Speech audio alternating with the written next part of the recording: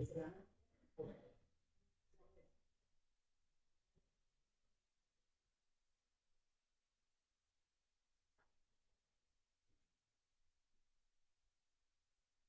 First of all, I want to thank you all. I would also like to know how many of you are actually living for a living. Is it up all the way? If you had no friends, then please let me know. If you were there, I would think. It would be very helpful. Not loud enough?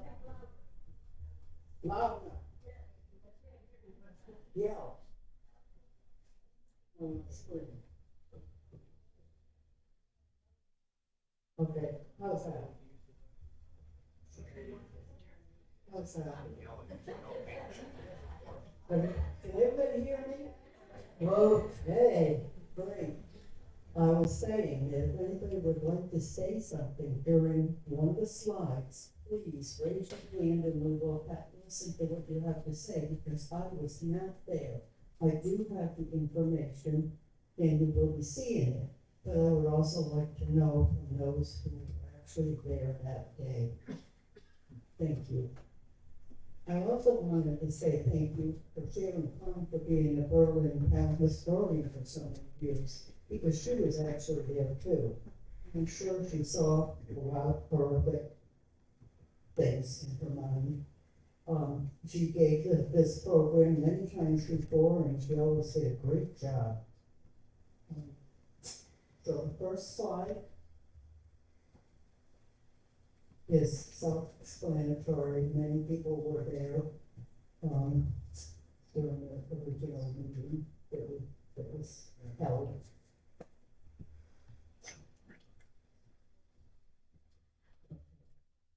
Can't do it better than that camera. This is what a lot of people said that they had seen that day in the sky. If that doesn't give you chills, nothing else will. Next slide. Now, this is a map with numbers of where the homes are located, and I also do have, for those who are not familiar with Berlin, I have some maps up here on the table. You're welcome to have one. Is it coming through? Do you want me to put this there instead? Ever speak into this? Next slide. Might have to turn the other This off. actually shows you the route that the truck was taken coming down the Flint Road, which was a steep hill. And you have to remember, back in that day, Route 22 wasn't as wide as it is today. You think?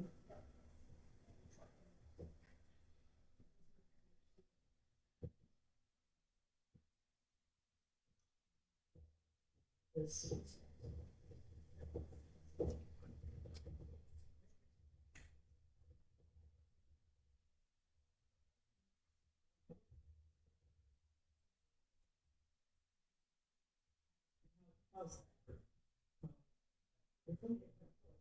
Oh, okay. Okay. Can everyone hear me? You do. Flying out the door. All right, Diane. Okay. Like I was saying, Route 22 was not like it is today. It used to go right straight through Berlin on the main road. Berlin. We didn't have Route 22 as we know it today. Right. We came down Flint Road on a curve, hitting first, and from what I'm understanding, the tractor broke loose from the tank itself. Ended up in two different spots, as you can see, where the tank is, and the tractor itself was up on the other side. Okay. This is the actual map that I have also up here, if anybody's interested to keep track of what happened. It'll show the homes and where people were living at the time. Plank Road, the truck came down past the Brazy Jones residence and with a big bang and caused so much disaster. Go ahead. There were 14 actual fire companies that responded, and they had 22 pieces of apparatus. And there were close to 500 volunteer firefighters. There were ambulances from 3 states responding. I remember being told that some people were transported in private vehicles because there weren't enough ambulances. I can't stress strong enough how important our local fire departments are. If anyone deserves donations, it's our first responders before any of our other organizations, because they are the ones who put their lives on the line. Many of these people suffered for years with traumatic experiences, seeing what they saw. I remember Sharon Klein telling me one time that she had seen a woman coming down the hill from Plank Road carrying a baby to her chest, trying to protect that baby. And that had to have been horrible for anyone to see. You can go to the next slide. I don't know why, but I remember being told that there was a real lack of water. I don't know whether they didn't have enough fire trucks with the tankers or what the reason was. Ivan Rager is here tonight, and he was there, I know, that day. Ivan, do you know why there was such a lack of water? Well, we had so many hydrants built on this. The system just couldn't supply that amount of water.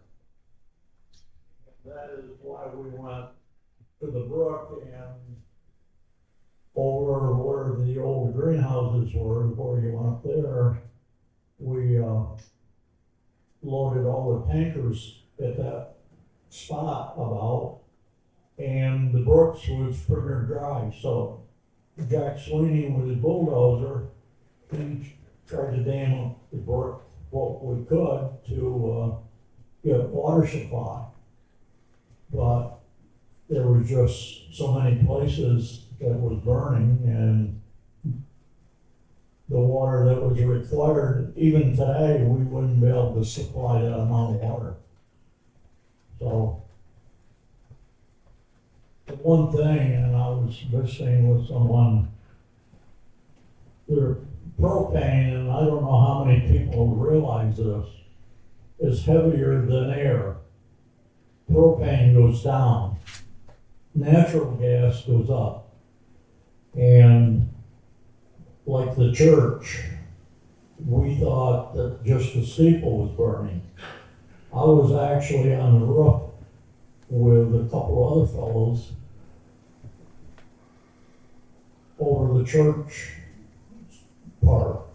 And the first thing we know, the sparks are coming through the tar paper that was on that roof.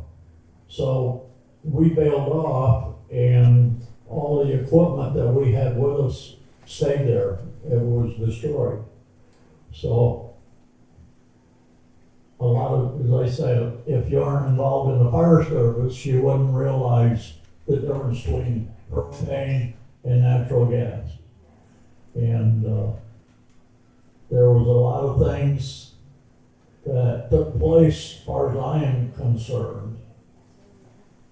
I've been in the fire service for 60 years. I was a fire coordinator for Rensselaer County for 35 years. And the investigation probably wasn't done back in them days the way it would have been done today. Because we have trained, paid people that are involved in investigations. So I think the outcome would have been a little different, maybe as far as finding the cause and this and that. It was determined that it was faulty weld on the tank. I don't know how many people know that. And that was decided at RPI, I believe. There's a piece of that tank at the Berlin Fire Station on the wall, on a piece of wood that people could see. I was gonna try to get it and bring it with me today, but I was afraid to touch it without getting permission through a lot of people. So I said, we better leave it on the wall in Berlin.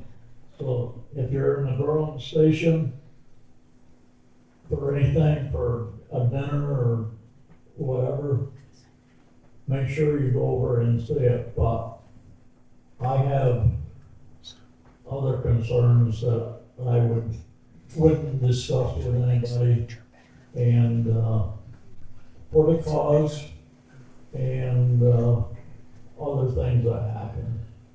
So we have one motorcycle cop, state trooper, there for about the first day.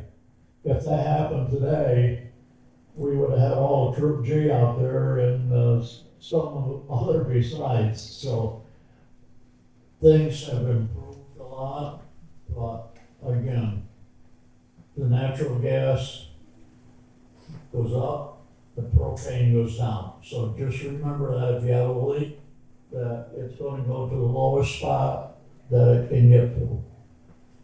And my aunt, Mabel Wager, was the first person that perished in that fire. And that was from a heart attack, I believe she died. But going from one spot to another, I met two people that was burned so bad that they looked like a crisp. They was walking, they was just in shock, and it was part of it. So a lot of things took place that, as I say, wouldn't happen today.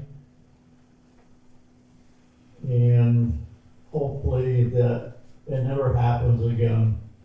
But occasionally we get a truck run away or something like that with propane in it. So thank you. And I have a lot of newspaper clippings and stuff. And someday my wife and I might sort them and donate them to something like this. So Thank you, Ivan. I appreciate your story. Okay.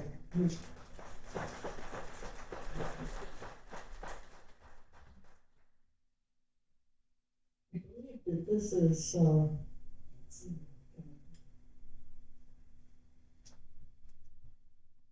this gets another one of the scenes that I have. Okay, go ahead.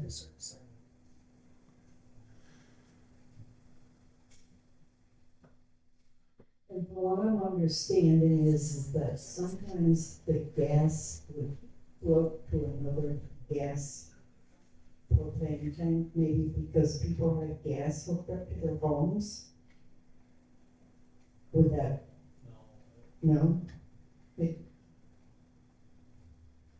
there was a fire close to the tank, it would vent out the relief valve and you would just have a fire at the tank. And again, as I say, propane is heavier than, and it goes down. Natural gas goes up, basically. So, if, Okay, the next picture. the one thing, the dome, we found the dome the next day out of the end of the tanker. We looked for it that night, but there was so much going on with us. We found it the next day, and it had gone over over the top of Kent's grandfather's house and right up in the field there, Kent, you probably see it when you was a young sheriff up there, so. But we looked for it for quite a while that night before we actually found the end of the tank come out.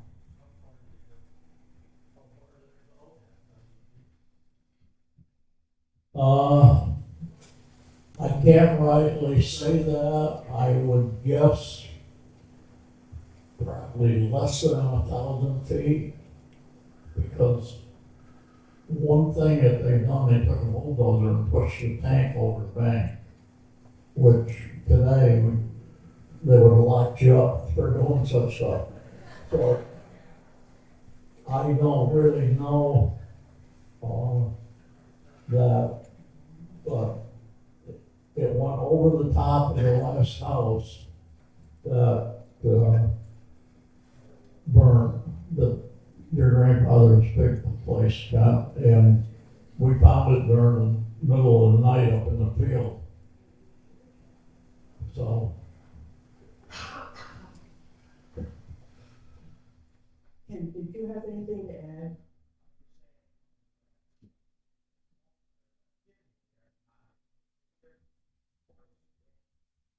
That was my grandfather's house, and you can see the truck is, the wheels are upside down here on the pole. So it went from about where those guys are standing over that too.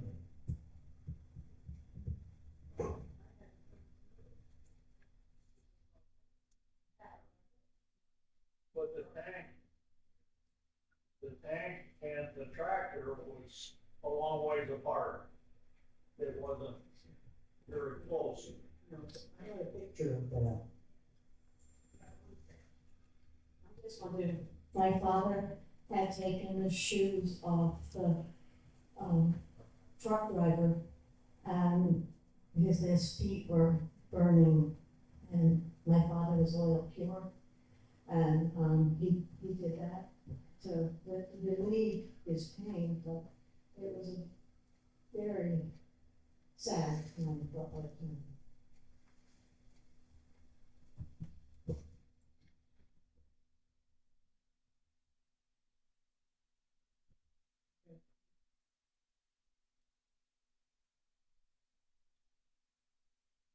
And that's another picture of the.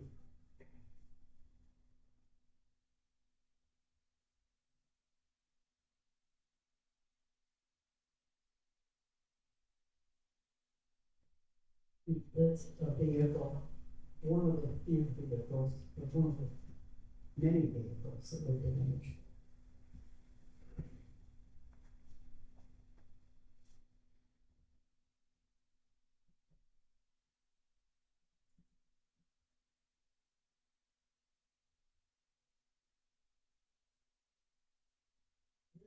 It was fascinating. You could see the rubber was burnt right off the wheels. No rubber left at all.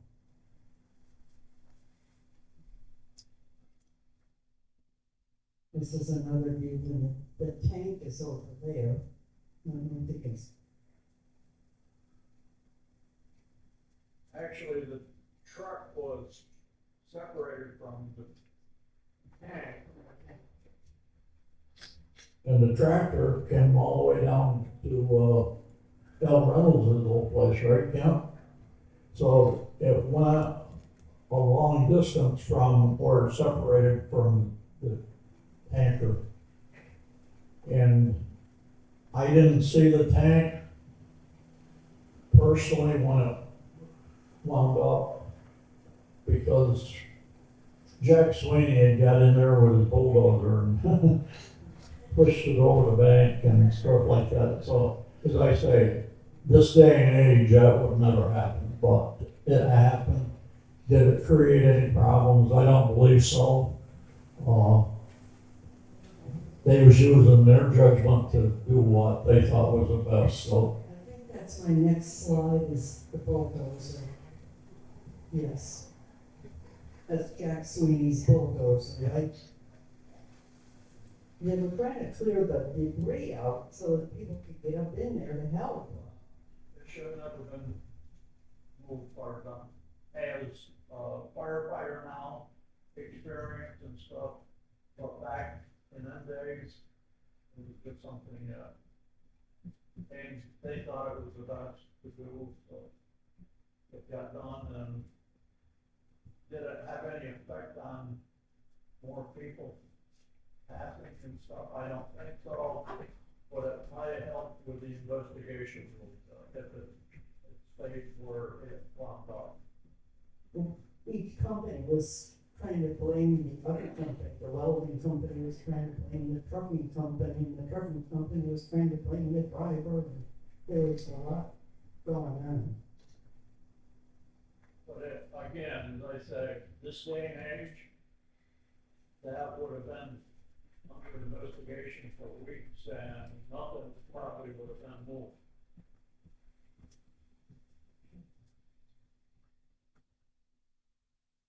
As I say, I was fire coordinator for 30-some years. I was in charge of the investigators in 30-some years, so there was procedures that we would have followed, and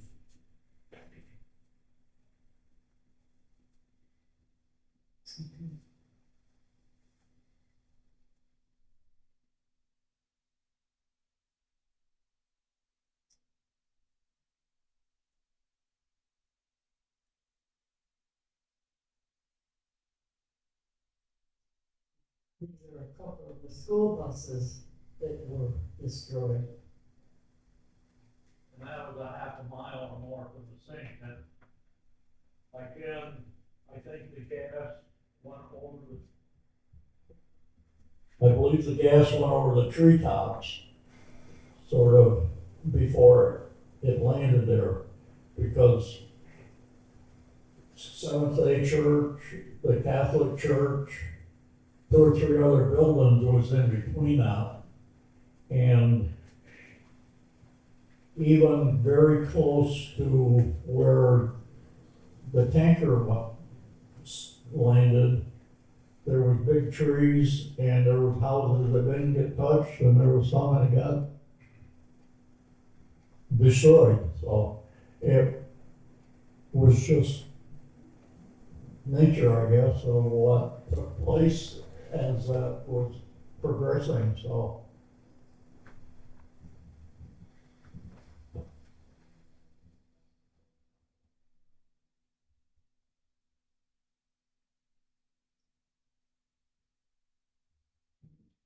And this is the old Berlin High School.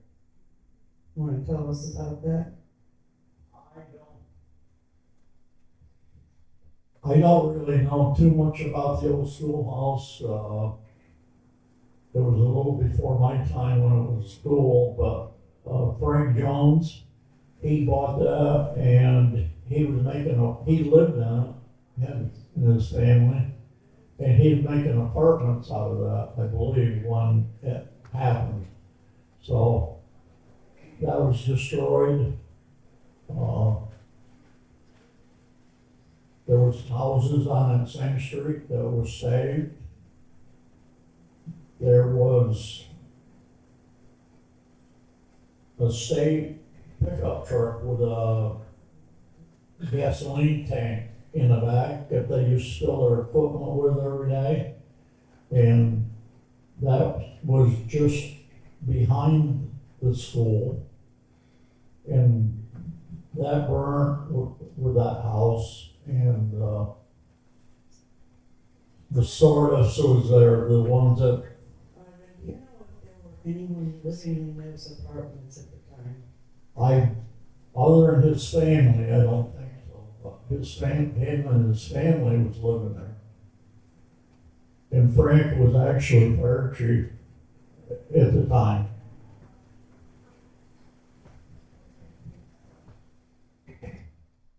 And this is what's left of the Baptist church. In the first picture, you can see the church, and then the middle picture where it is destroyed.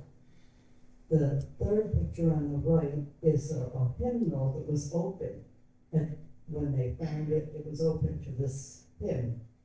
And I have the words here.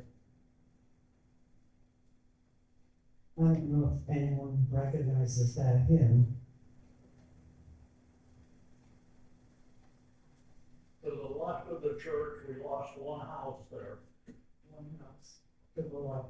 Yeah, which is, it was Main Street down, or down. Next. Next. There's a question. You want me to read it?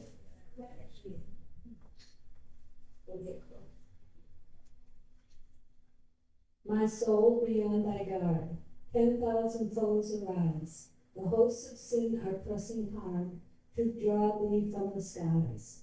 O watch and fight and pray, the battle near devour. Renew it boldly every day, and help divine implore. Ne'er think the victory won, nor once at ease sit down. The arduous work will not be done till thou hast got the crown. Fight on, my soul, till death shall bring thee to my God.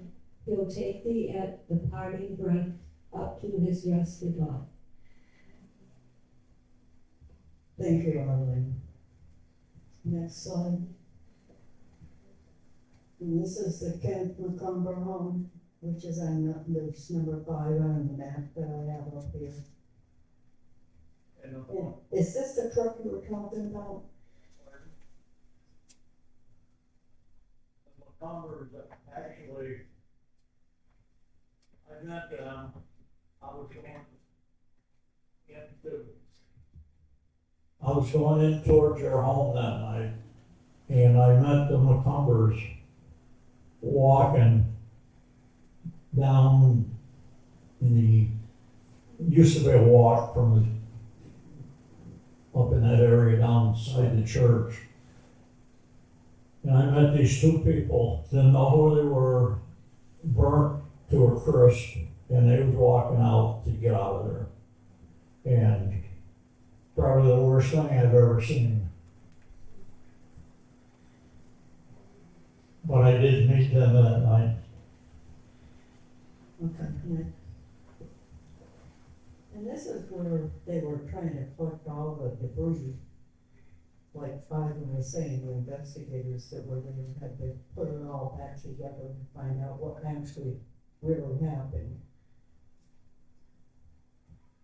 And so, The truck came, I would guess, 1,500 feet at least, yeah, or more, wouldn't you say, down the rope and where it went up on the bank? The house is still there, where the truck. The tractor part, the truck part.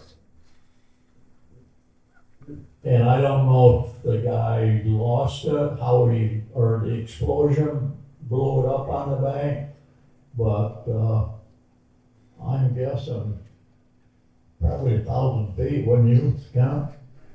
From where the tanker part landed and where the tractor part of the truck landed.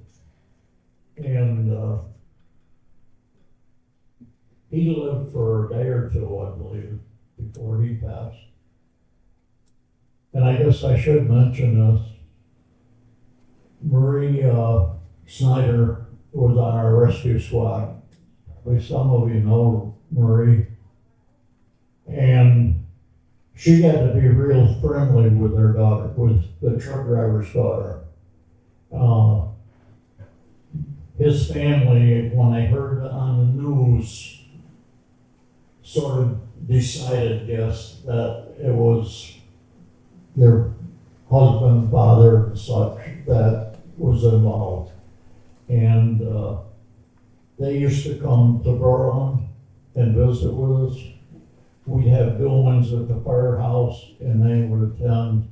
And I haven't seen them since Marie passed, but she got to be real friends, and we've all met the family, actually, so.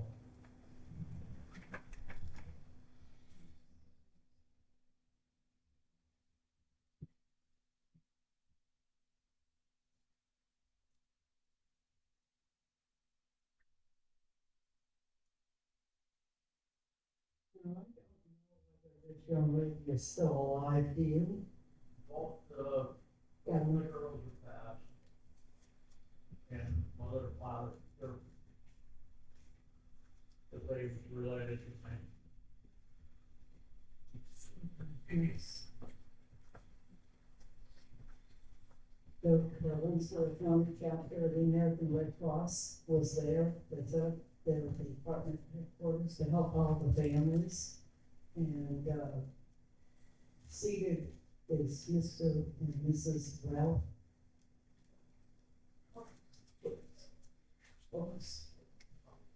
Their home had been here, so they were getting help. The other picture in the left-hand corner is where they had set up milk cans for monetary donations. And you see there's a lady. I don't know who she is. Do you recognize her? Anybody that was there that day?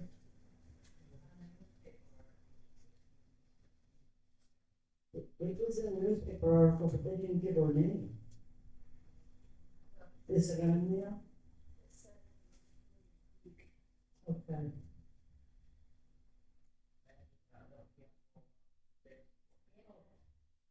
Well, it snaps them right up.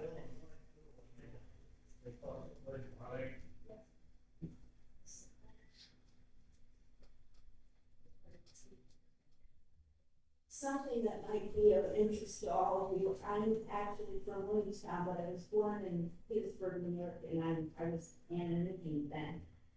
And I knew Ken and Klaus Montgomery because Klaus's brother lived in Petersburg, and his daughter is still my best friend from grade school in Petersburg. She lives in Pittsfield now. We've talked about this over the years.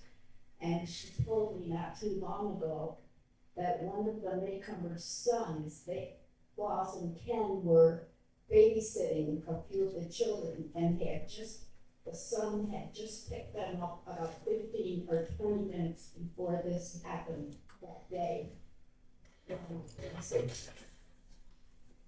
Yeah. Also, with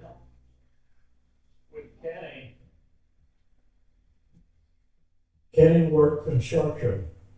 They was putting the road through down here in Stephentown, Route 22. And he would have been working that day, but they got rained out, and he was home later in the day with Klaus.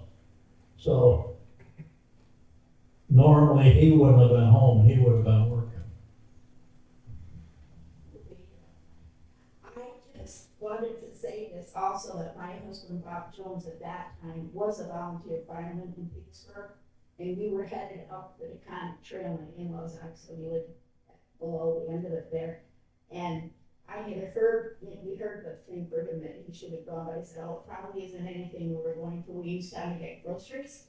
But we saw all the ambulances and everything coming over, and we turned around and went back, and he did go to it. I don't really remember, he didn't come back till like the next day in the morning, and I don't really remember any of the terrible, whatever he saw now, but people really supported it all, and it was a different time then, even though things were done differently, now they investigate everything and maybe something doesn't even happen. But thanks anyway, it's very good.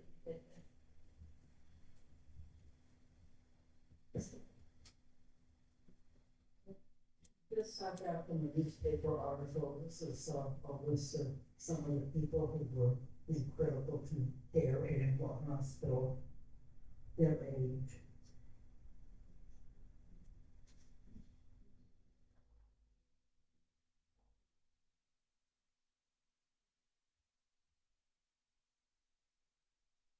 Brothers actually came and lived in half of our house for a while after that.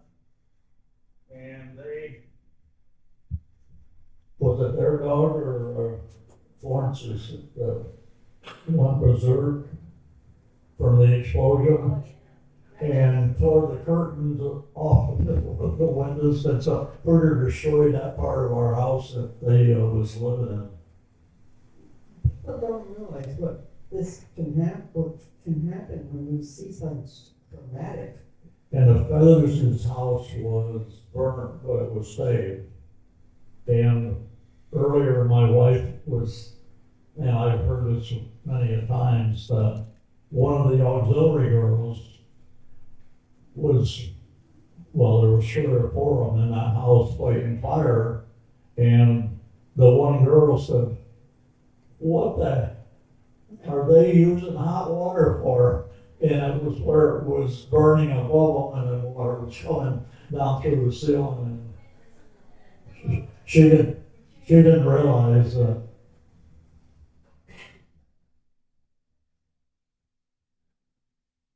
And this is a list of people who did perish and when they, some of them really suffered for quite some time, and it had to have been horrific for the families as well.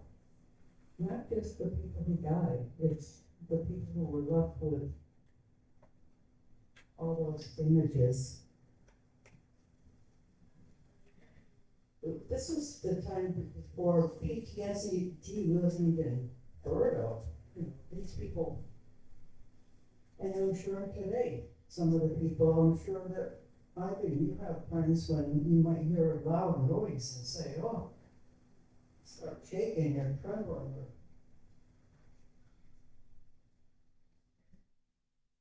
Okay, next slide.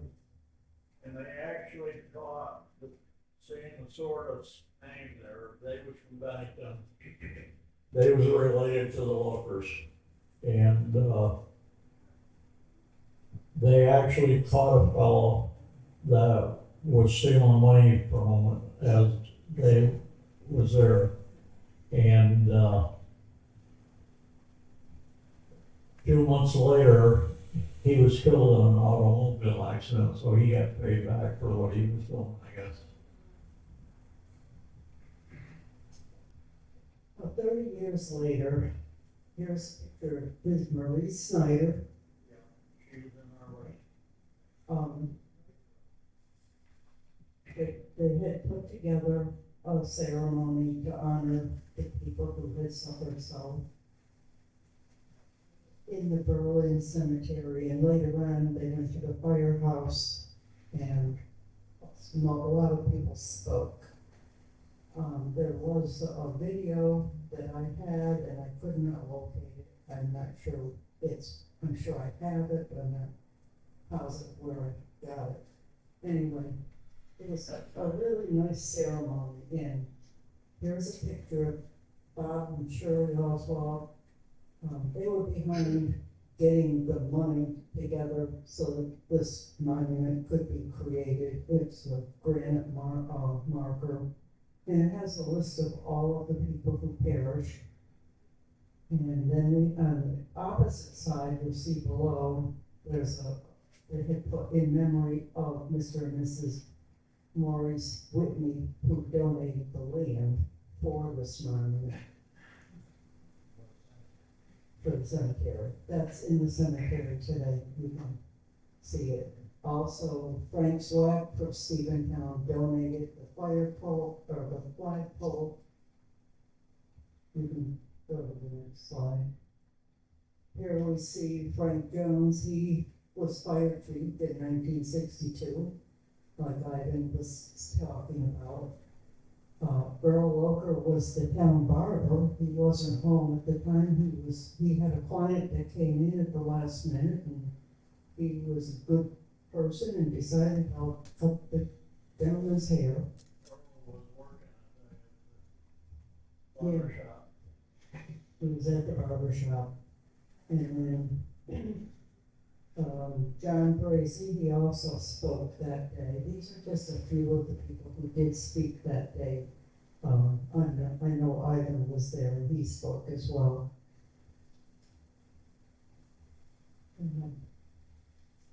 Here we see a picture of Ivan when he was 27 years old.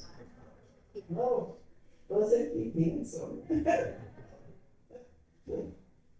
And of course, Doug Goodlow, he spoke. John Bracy, he spoke.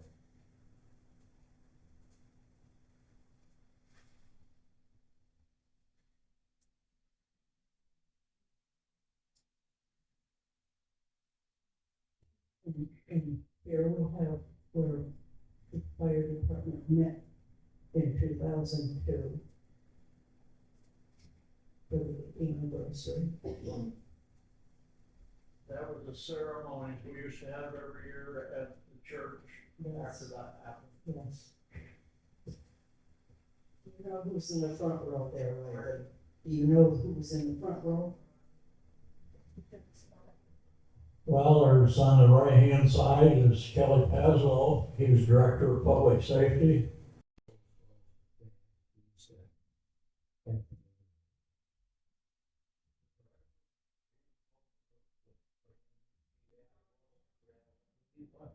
I was just here, bad, well, was the truck, all that street was all that. Then he went, football field, that's.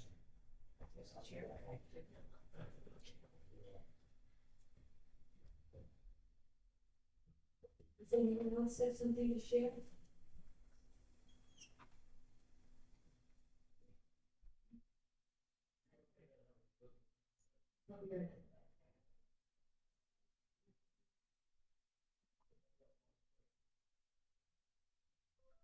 Just to give a little perspective from Steventown's end of things.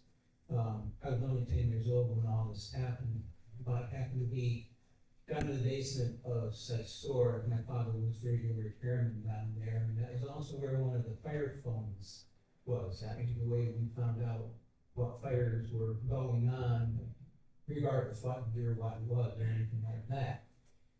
And I believe it was Mike Ward, if I'm not mistaken, picked up the phone, and just the look of disbelief on his face.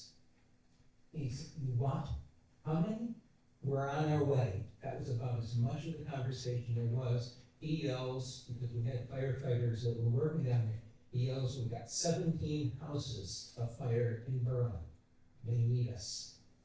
And just about empty the basement of workers. And I ended up running up the road to my parents' place because we knew the auxiliary was going to be a busy night.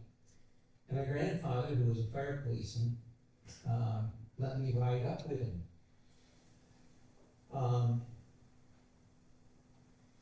I walked up the street to where this is going on. We were talking probably about 20 minutes, I think. Maybe a little bit more than that, but it didn't take us long to get there. I got there just as the steeple on the church went in. And it's the nearest thing I can use to describe what I saw when I walked onto that street was pictures from Vietnam when they were using napalm. That's the nearest thing I can give you in terms of an image. It was horrific. I didn't see anybody, but I can testify that that's a scene you don't forget when you see it. Thank you. Anyone else? I'll add just one more thing and then I'm gonna keep my mouth closed.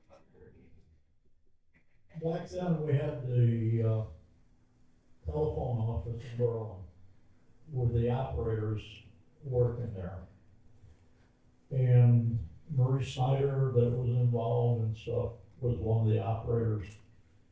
They called in all of the girls, I guess, that was available, and most of them worked in town, or lived in town, I'm sorry.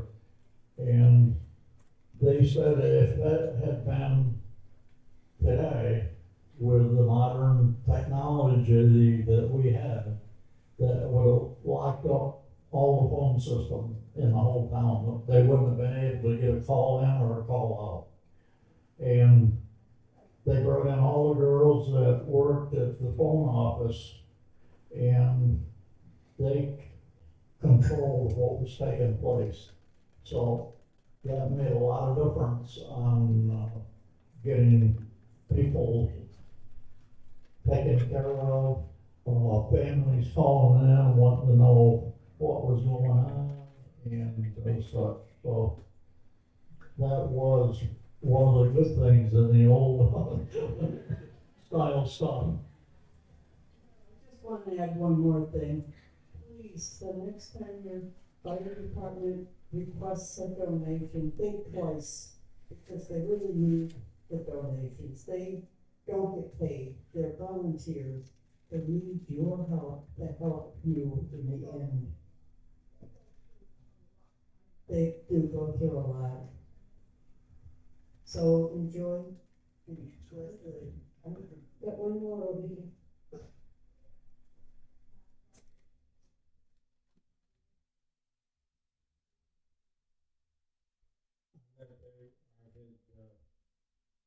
Left Berlin about a half hour before the explosion. I was in Hoosick Falls and heard the explosion, but did not know what it was.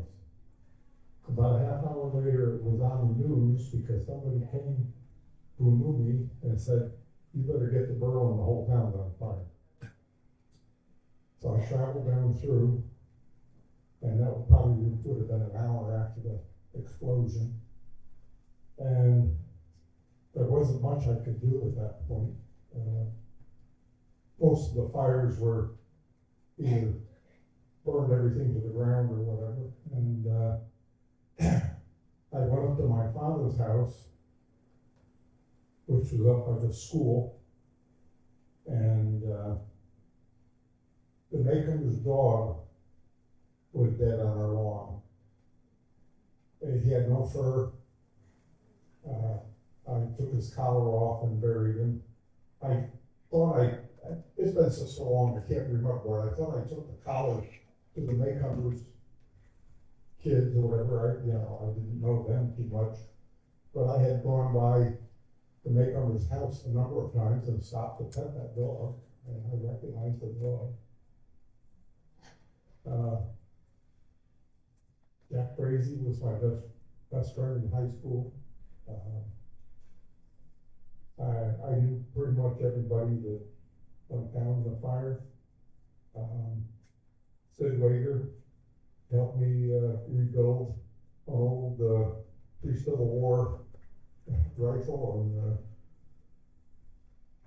that's not gonna happen again either, is it? So that's about all. Be sure to check out the newspaper articles that are on the boards up here, and also come up for some donuts and cider, and cheese and crackers. Anyone else want to share? Okay, thank you. Thank you, Pat.